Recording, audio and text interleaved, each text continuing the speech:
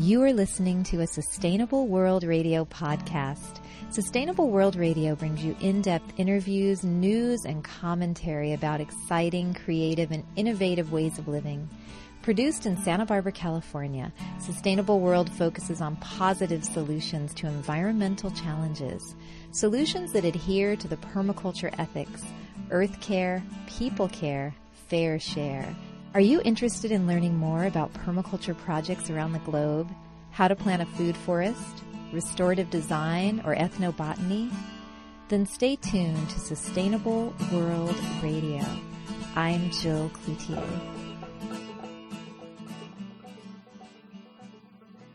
In this interview, we're going to be talking about the 10th Annual International Permaculture Conference and Convergence. And we'll be speaking about this with Wes Roe and Margie Bushman, volunteer coordinators for the International Permaculture Convergence Support Group. As co-founders of the Santa Barbara Permaculture Network, an educational nonprofit, Margie and Wes have sponsored more than 70 permaculture and sustainability-related events and workshops. And Margie Bushman currently serves as coordinator for the Santa Barbara City College Center for Sustainability, and Wes Roe is treasurer and board member of the Permaculture Credit Union. Margie and Wes, you run the Santa Barbara Permaculture Network, and this has been going on for a long time. You've done a lot of work in the Santa Barbara and worldwide in permaculture. Could you tell our listeners a bit about how you got started in permaculture and how the permaculture Santa Barbara Permaculture Network was formed? In 1997, Wes and I took a course with Bill Mollison, and that was the beginning of our we decided to come back to our community and do community activist work. We didn't come back to become teachers or designers. What we saw was missing in our area and maybe the movement were those that could do this grassroots community organizing. And Wes had a strong background in that. I didn't, but he talked me into starting on this path. And I made the mistake of saying yes. And then off we went. And it really is something very important because the people who are the teachers and are the designers, they have enough on their plate anyway. And sometimes just to get, when we came back to Santa Barbara, people really were unfamiliar with this term permaculture in our area. And that was our intention and commitment was we were going to permeate the area until no one could say they didn't know what the word permaculture meant. And no pun intended. No pun intended, but we brought speakers from every background. Sometimes it said permaculture, sometimes it said natural building or healthcare. Whatever we could bring, we brought into this area. And now, all these years later, really, it's not very often you meet anyone who says they don't know what the word permaculture means. So if I could get Margie Bushman and Wes Roe, your definition of permaculture for people who may not know who are listening. Well, permaculture is ecological design, and it's the emphasis is on design, and it's a design system for creating sustainable human environments. And the one that we like best, that we use on our website, is a permaculture designer from Santa Fe. And he says, it's the quote we use or refer to, permaculture is a design system that reconciles human communities with the ecological imperatives of a living planet. We love that one. There was a recent article in the New York Times on permaculture, so a lot of people are saying permaculture has now hit mainstream. Right. And Margie and I can go back to the year of 2001, just after the September 11th. The following issue of Hope Dance that Margie and I worked on was called Permaculture, the Quiet Revolution. And so you can see that the Quiet Revolution has reached out within our community, and around the world, and it now is ready for prime time. So I think that is a great accomplishment. But the great thing about permaculture is we always talk about building soil. And so one of the things you don't see a lot when permaculture enters your area, it's not flashy because it's always building up the infrastructure to support the system because you need that. And so you'll find that even with this New York Times article, it's like 30 years after permaculture started. So it's pretty amazing, 30 odd years. So it's pretty amazing that, it has appeared now. So Wes, in those first days, said to me it would take approximately 10 years. And Not that we didn't have success stories right away or interest right away, but then 10 years later, he's right. We've been building step by step, program by program, collaboration by collaboration to arrive at a moment, and others working in permaculture the same way. Ali Sharif in Brazil, who had Prince Charles stop by his site in the Amazon, and that got printed up in articles, and Prince Charles couldn't get enough of what the work that was being done there. So 10 years later, 30 years later, it may take time, but we've arrived somewhere. So Wes and Margie, you have permeated the Santa Barbara community with permaculture and done a lot of education. And tell us now about your roles as volunteer coordinators of the International Support Committee of the IPC10. And for those listeners who may be thinking, what is an IPC? Maybe educate us on that. Yeah. The International Permaculture Community gets together almost every 2 years. It started back in the 80s. It missed a period of time, but is now back on, having, since we had the IPC7 in Croatia, is happening every 2 years. And what it is a gathering for the permaculture community. And the idea behind when it was first started is that these meetings would move continent by continent, north and south hemispheres, and try to crisscross around the globe so that a convergence would happen in different regional areas so that the people in the area could gather with the international community. And the idea was when the international community came to an area, it would help spotlight permaculture and draw real interest from the governments, from all the regional people, and that it would infuse each area where it's held a whole new energy for permaculture and launch it to another level. So it was a way of us all gathering together, sharing all our different projects from around the world, but coming together to honor the people who organized it and to raise the level of permaculture interest right in that region and in their community. And each time, Margie and I, we've been to Croatia, we've been to Brazil, we've been to Africa, and now Jordan. And Jordan, again, will feel that surge of energy that comes from having all these amazing permaculture people around the world meeting and sharing. So it's a special time. It sounds like people from all around the world gather together and meet. And tell us what actually this IPC entails. It's a convergence, it's a conference, there's a design course. Maybe if you could go into detail on that and tell people what they might expect if they attend this. Sure, and one thing I wanted to add to what Wes said is that it is a grassroots movement, and these IPCs are the culture in permaculture. It really truly is when you meet your friends from around the world and form these connections and friendships. And so most of the IPCs are organized with a conference, which is for the public face, and to present to the world what permaculture has done or is currently up to, or maybe on some of the conferences or IPCs, they've had a particular focus, and Wes can talk about that in a moment. And then there's a convergence that is held for the permaculture community, those that have, there is a requirement that you have taken the permaculture design course, the PDC. And then there is usually associated tours of the area where there are examples of what projects, permaculture projects, and also the country, things to see in the country. And when we went to Croatia, the tour that we went on was a bus tour. We just got off the plane and got on a bus tour that went from morning till night, and I forget how many of us there were in there, but we went from Slovenia to Hungary to Croatia and saw the most incredible projects. When we were in Brazil, we went, the tour was a boat tour on the Amazon, and we loved that boat tour because that was to take 12 hours. It took 36 hours, and it is an example of in that time with no cell phones, laptops, and really chugging up the river at just about 15 miles per hour, how we all had a chance to relax and get to know each other and learn about each other. And so those are the tours. The Convergence is takes part after the conference, and that's usually about 4 days. And this is like in-house. This is where all the permaculture people meet. And we're talking about people from 42 different countries, tons of languages, and we all meet to talk to each other, to share and hear about projects. And it really deepens the bonds of sharing across the world.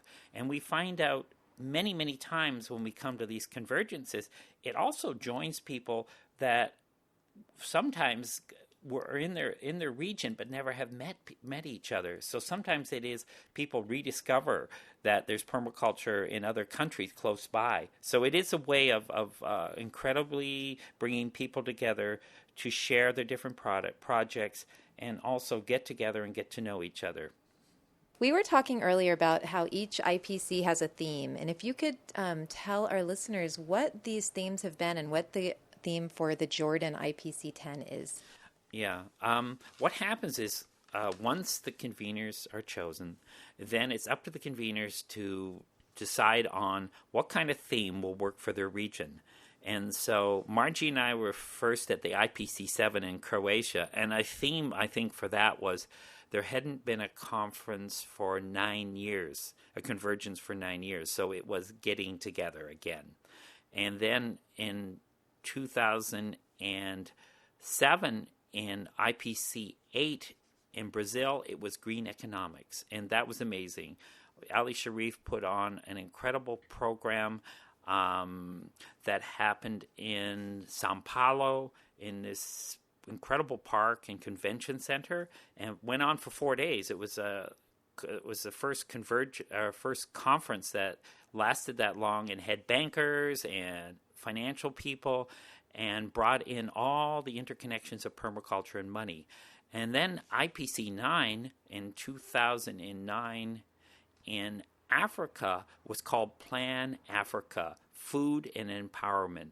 And this was a focus of Africa, to focus on the needs of the African people. And this was very much, the food was so important. So this was the theme in Africa. And then the theme for IPC10 in Jordan will be water. Water for life, water for nature. And so being that it's Jordan, you couldn't pick a better place to have this. With everybody thinks it's oil that is going to be the next war or whatever, but it's water. It's water that is going to be the most important, especially for that region.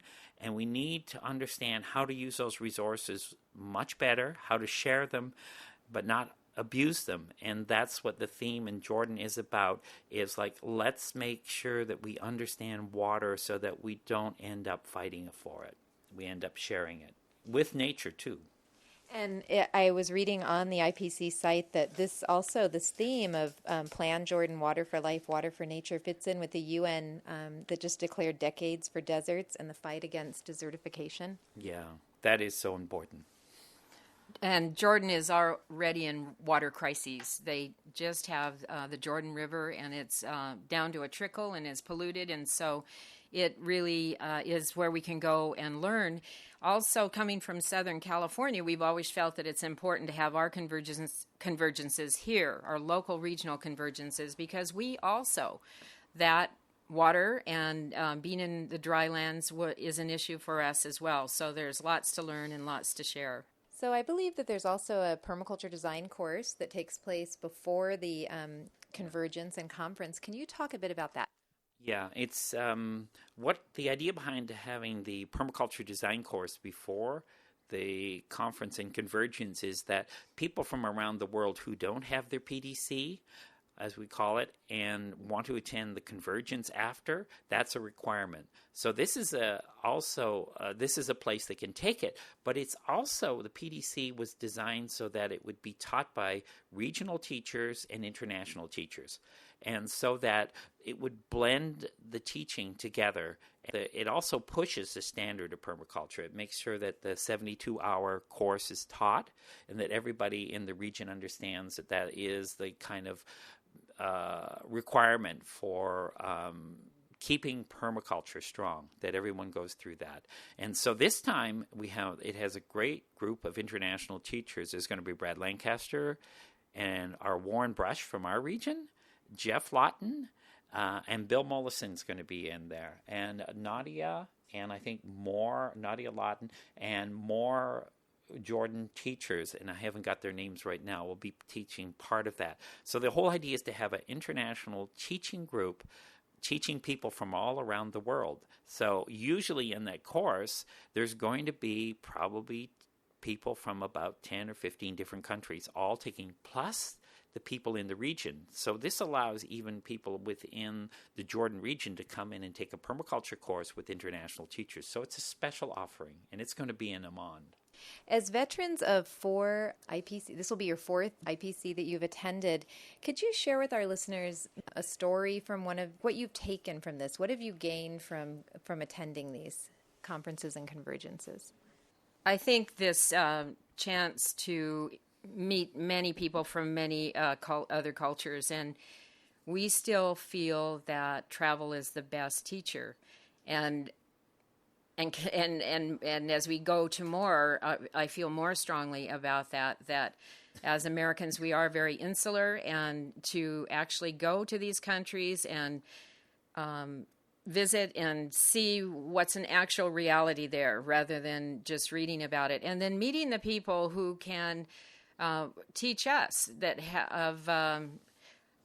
we come as permaculturists from the U.S. and we're given a hard time many times because we can go home again and put some of this into works or not. But the people we meet there, their village, their family, and their region rely on what they take home from these. Yeah, one of the, like we said, the convergences are great places to sit out and hang out with people. And I hung out in Malawi with a whole group of permaculture grads who were teachers in Malawi, in the public schools, and some were in the high schools. And a group of about 10 of us hung out with each other for about 2 hours. And we were chit-chatting and talking and sharing stuff. And then eventually it got into a conversation of how these teachers, with very little resources, they create permaculture sites at their schools.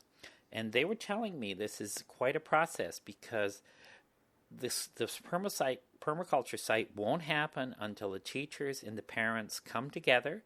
The parents need to donate the plants for the site, and then the project can move forward. And these teachers are so dedicated to making sure that the kids are fed because in many, many countries, they're being fed food, like in Malawi, they're fed corn, but a devitalized corn, but lots of it in big mounds, basically. And so it fills you up, but it doesn't give you nutrition. And so for them, it was so important to have the vegetables and other related stuff grown in the garden so that they could feed the kids, because more and more they talked to me. They said, hungry minds don't make good students. And I think that came to me. I was just humbled by them and their dedication. And it was special because these teachers, the only reason they got there was because at the last moment, the Malawi government decided to pay for 30 of them to come. They would have never been able to afford it. So for them, it was a time in their life where they were just thrilled to share with people around the world. But it was amazing, their stories, each one of them. And I think that was, to me, touched me very deeply that we could talk about these things. Yes, in all of our trips, Croatia, we had, I have many memories of each one of these IPCs. The memory in Croatia of walking from the farm where we camped and where someone donated their farm, their field for all of us to camp. And every day we walked to the hilltop town, Motavan at the top, to the plaza to meet with the others. In Brazil, in Brazil, it was that Ali Sharif organized it around the different centers there that were in the different regions. There are 6 ecosystems in Brazil, and they have 4, and they wanted a center to represent each ecosystem. And so that IPC was designed with us able to go to 3 of those, and each one of them was extraordinary. We started in Sao Paulo for the conference, and that's because that is the economic engine of Brazil. And then we went to inland to Pirenópolis, which is close to Brasilia, and that's the Savannah area. And that center, EPAC, is a phenomenal place, and where everyone should go if they get a chance. It was a degraded farmland, dairy land that's through 10, 12 years has been restored, and they've done. The Bill Mollison School is there. They've had many people visit through the years, Nader Khalili, other alternative builders. And so there's all this experimental building going on. There's all this innovative teaching going on. And we were there for the Convergence, and that was an incredible experience. And then we later went to the last place in Brazil, which we loved, Salvador, the original capital of Brazil for 300 years. And has the strongest African influence, and it's just a beautiful, exuberant place to be where you feel the culture so strongly. And we were there at OPA, the Organization for Permaculture and Arts, and it's where they blend arts and permaculture, and we loved that period of time. Extraordinary experiences in all of them, and I'm sure you're going to experience the same thing, and we are in Jordan as well.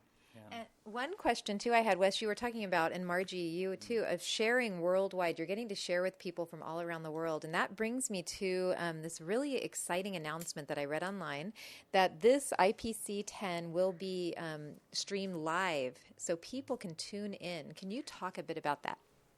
Yeah, this is a project that we started right after Brazil. And the idea was that the next conference would be able to, people from around the world, be able to listen to it and see it. And because Malawi doesn't have a strong enough upspeed for uploading, yeah, that we couldn't try it there first. But we, at the IPC 9, when Jordan was chosen to be the next convener, it was suggested to them that we really should do live stream this time, and they agreed to take it on. And so just recently they have announced that live stream will happen for the conference and will be on the Convergence too. And that will be a little tricky. We'll have to see how it works from the Convergence since we're out in the desert. But this will be the first time, and you can go to the International Permaculture website, IPCon.org, and click on, and you'll be able to see the conference live. And then it also will be, from what I understand, they'll be storing some of the broadcasts so that you can tap into it later. And there will also be a blog there for people to be writing what's happening. And that blog was the first time it was launched was in Africa. So now following it, we'll have a live blog going on during the Convergence and Conference. So people who can't stream it live on their computers can also just tap into what people have written, what's going on. That's really exciting because it really does offer access to many, many people around the world.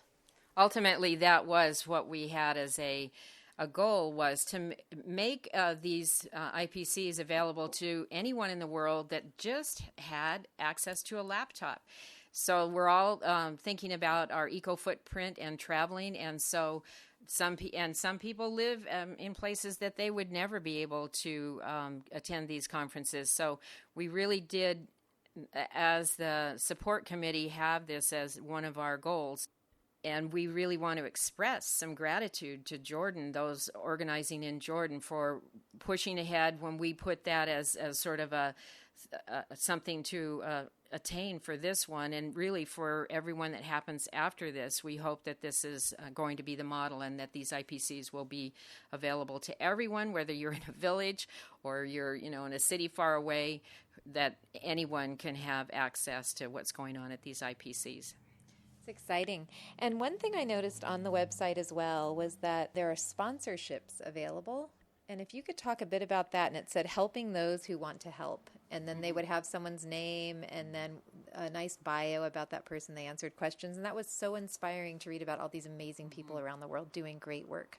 Yes, we've had each time the intention also to provide scholarships for those that are coming from places where we talk a lot about that there are cash poor but experienced and skill rich, and they have so much to offer. And some of the stories that we've heard when we're at an IPC of what it takes sometimes for people to get there, that they've crossed unsafe borders and they've camped along the way and they've walked distances just to get to one of these IPCs. And so there have been different strategies through the years on how to provide scholarships, and we need to do more work on it. And as you just said, you can visit the website to learn about there are candidates that we still need funding for. So, and we're encouraging people to large and small. Even small amounts would help. And the profiles are there on the website. Wes and Margie, it seems like this upcoming IPC10, which people can find out about at IPCon.org for more information, it includes tours, courses. The conference has a wide range of teachers and topics. I saw permaculture in Somalia, indigenous water systems of Iran. Can you talk a little bit about more of what is going to be presented in the conference? Okay, the conference is the public face of permaculture. So this is the organizers' real showcase of what the theme is about. And then they're projecting out to the public, because this is open for the public and the permaculture people. And so the conference will have Bill Mollison there, Nadia will do the welcoming, and the speakers in there will be Robert Perez from Cuba, Brad Lancaster will be talking about urban water harvesting systems. Jeff Lawton will be talking about the importance of establishing self-replicating dryland permaculture demonstration sites. There'll be a talk on permaculture in Somalia, and Warren Brush will be bringing his vast experience from working in Liberia and working with young children and other things around the world. And he'll be talking about permaculture and peacekeeping in a thirsty world. And I love this, what Bill Mollison's going to be talking about. Virtually unknown, rarely applied, yet quite effective. That's his title. And Bill is always a rascal, and he will be there, and it'll be just great to have him there. This is the first conference he's attended, IPC conference, since Margie and I saw him in Croatia in 2005. So this is really special. And I think, the real great thing after that is then we'll head out to the Wadi out there, where this is like a tent village, a traditional kind of tent village out in the desert, and that's where the Convergence will take place. So the neat part is we're all going to be out there hanging out with each other, so it should be interesting. There'll be up to 42 different, usually 40 to 50 different people from different countries around the world. So we have a lot of languages. Mostly the permaculture conferences and convergences are done in English. That seems to be a standard language in permaculture where we all can communicate. And so the people for the Convergence, we have a great list of subjects going on, from Bill Mollison talking about his experiences on arid land. Jeff Lawton will be the working model of communication between permaculture people being used by the Permaculture Research Institute, which is his organization. There'll be one on environmental and social challenges faced by some people in communities in South Africa. There'll be permaculture and integrated approach through educational schools and gardens worldwide in Afghanistan and Cambodia. There'll be one, Tony Anderson will be talking about global permaculture strategies, and Tony has been to he's been to every one of the Convergences, starting from the early 1980s. And let's see what else we've got there. There'll be Albert Bates there from the farm, and then Gaia University, higher education for the permaculture movement. And then there'll be a lot of interrelated other subjects. So it looks like for 4 days we'll be covering a vast array of topics. And I think, and then the tours will happen after, and there'll be tours to the site of Petra, and then there's another tour the next day, and then there'll be 2-day trip to the West Bank to look at Bustan's permaculture site there, and then we'll end up back in Amman on September 27th, where we'll all part and head home after that. So it'll be a period from September 2nd and 3rd for the PDC, all the way to September 27th. So it is quite an amazing time, for all of us to get together and reconnect.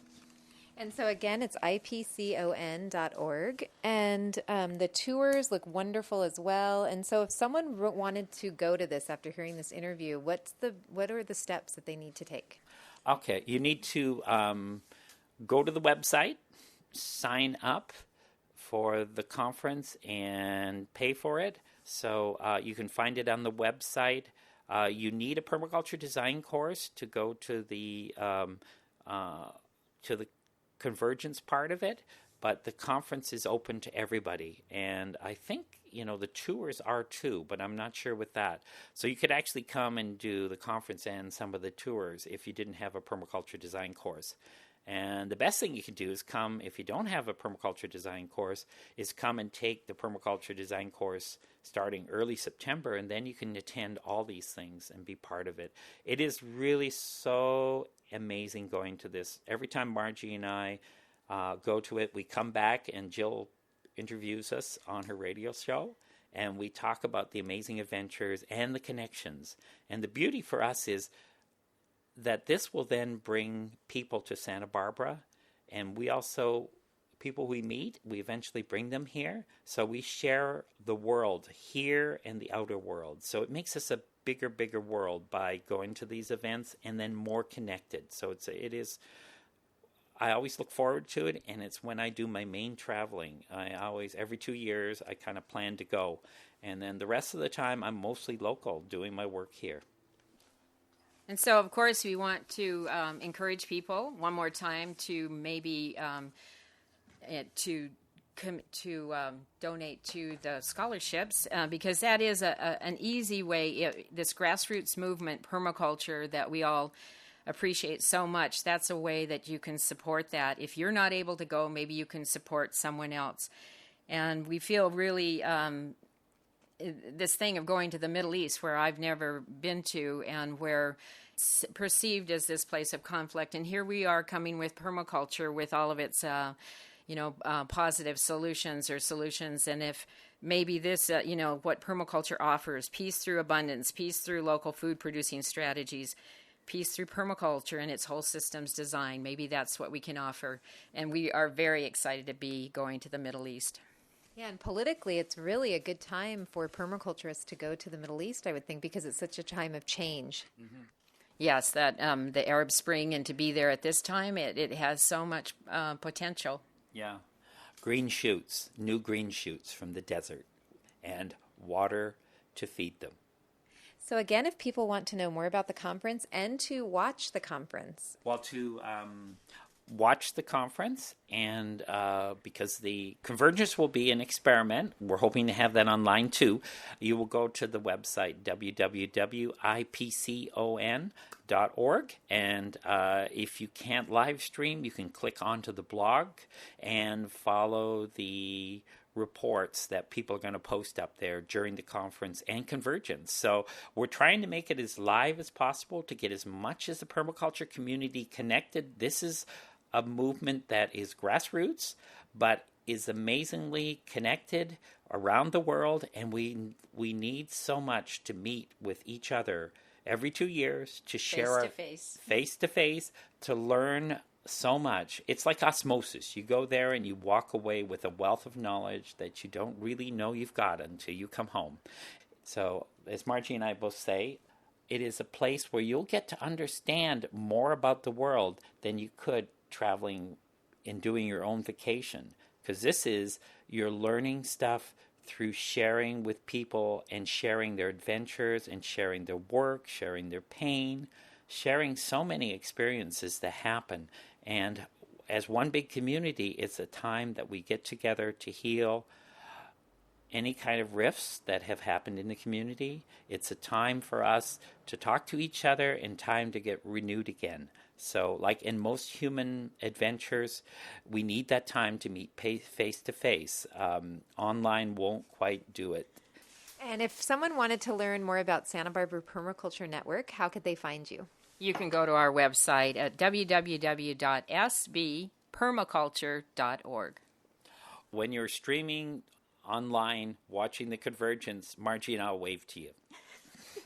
Look for Margie Bushman and Wes Roe at the Jordan IPC10 waving at the camera. We will definitely look for you. Or Margie's saying look for Wes. Yeah. Thanks so much. Yeah. Thank you, Jill. Thank you, Jill. You've been listening to a Sustainable World Radio podcast. For more information or to hear our other podcasts or interviews, visit www.sustainableworldradio.com. Sustainable World Radio is produced by Jill Cloutier. Music by Dana Lyons. Thanks for listening.